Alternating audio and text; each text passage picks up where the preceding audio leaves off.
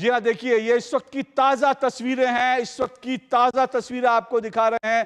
प्रधानमंत्री नरेंद्र मोदी सीपी राधाकृष्णन को बधाई देते हुए उनको बधाई दे रहे हैं, शुभकामनाएं दे रहे हैं आज की जीत के।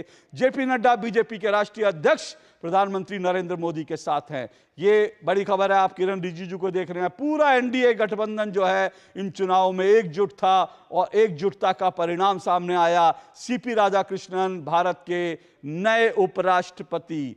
तो जो है नए उपराष्ट्रपति को शुभकामनाएं देने प्रधानमंत्री नरेंद्र मोदी गए और उन्होंने फूलों का गुलदस्ता दिया और फूलों का गुलदस्ता देकर नए उपराष्ट्रपति का उन्होंने शुभकामनाएं दी, बधाई दी। एक नई जिम्मेदारी सीपी राधाकृष्णन को, महाराष्ट्र के गवर्नर थे, झारखंड के गवर्नर रह चुके हैं, तमिलनाडु से वो आते हैं और अब उनके जिम्मे एक नई जिम्मेदारी है। भारत के उपराष्ट्रपति की राज्यसभा को चलाने की जिम्मेदारी है सीपी राधाकृष्णन पर और एनडीए के लिए एक प्राउड मोमेंट, एक गर्व का पल, गर्व का क्षण है ये एनडीए के लिए। प्रधानमंत्री नरेंद्र मोदी शुभकामनाएं देने सीपी राधाकृष्णन के पास गए और उन्हें शुभकामनाएं दी। कुल मिलाकर 15 वोटों की सेंध लगी, बड़ी जीत है सीपी राधाकृष्णन की। और लगातार कुछ लोग ये विश्लेषण कर रहे थे कि जो है तेलुगु देशम, तेलुगु बिड्डा के नाम पर, तेलुगु प्राइड के नाम पर जो है बी सुदर्शन रेड्डी को वोट कर सकती है, लेकिन उल्टा हुआ।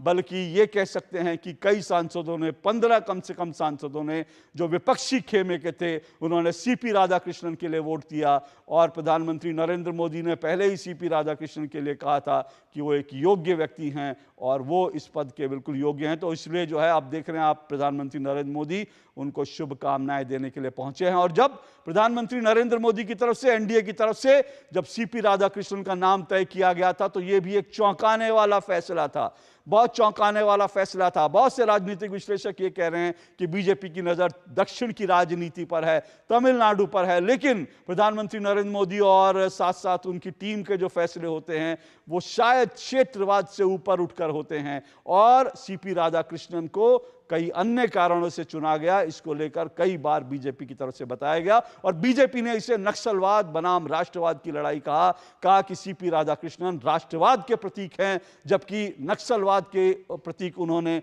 बी सुदर्शन रेड्डी को कहा, क्योंकि सलवा जुडुम को लेकर उनका एक फैसला जो है उसको लेकर बीजेपी पूरी हमलावर रही विपक्ष के उम्मीदवार की तरफ। और यह भी कहा नक्सलवाद से लड़ाई में उनके उस फैसले ने नक्सलवाद के खिलाफ जो लड़ाई थी उसको कमजोर किया। जबकि बीजेपी और बीजेपी सरकार, एनडीए सरकार लगातार नक्सलवाद को खत्म करने पर आमादा है। तो ये इस तरह से इस लड़ाई को एक दिलचस्प रूप देने की कोशिश दोनों तरफ से हुई और ये लड़ाई दिलचस्प हुई भी। आज सुबह से वोटिंग हो रही थी, सुबह से लगभग 5 बजे तक वोटिंग होती रही।